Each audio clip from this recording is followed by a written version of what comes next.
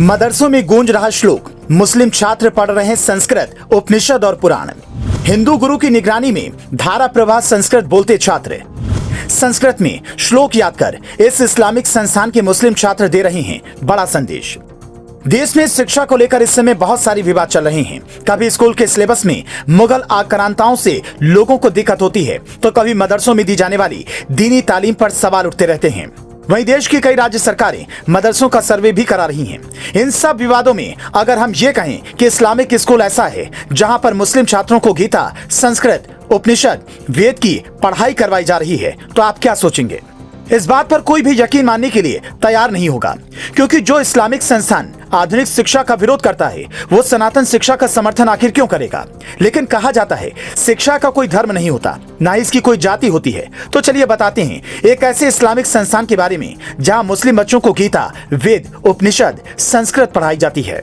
बता दें कि केरल में एक ऐसा इस्लामिक संस्थान है जिसमें संस्कृत पढ़ाई जा रही है। यहाँ के एक इस्लामिक संस्थान ने एक अलग ही उदाहरण कायम किया है। ये इस्लामिक संस्थान केरल के त्रिशूर जिले में धार्मिक भाईचारे की बड़ी मिसाल बनकर सामने आई है, जहां मदरसे में मुस्लिम छात्र अपने हिंदू गुरुओं से संस्कृत के श्लोक और मंत्र पढ़ रहे हैं। सबसे दिलचस्प बात यह है कि इस्लामिक संस्थान की कक्षा में छात्रों और शिक्षकों के बीच संस्कृत में ही बात होती है।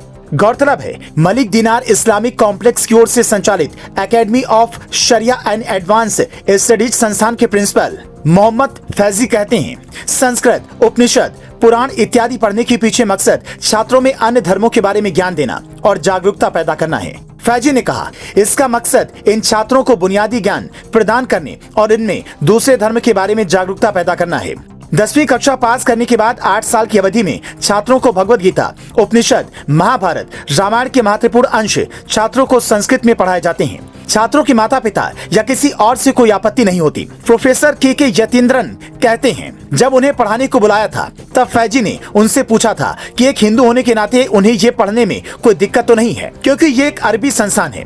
तब मैंने बोला कि यहाँ हिंदू या मुस्लिम कोई मुद्दा ही नहीं है, मैं यहाँ पढ़ाने आता हूँ, इसीलिए ऐसी कोई परेशानी नहीं है। तो इसी से पता चलता है कि किस तरह से एक इस्लामिक संस्थान में मुस्लिम बच्चों को भगवद गीता, महाभारत, रामायण पढ़ाई जा रही है। इसकी सराहना भी हो रही है।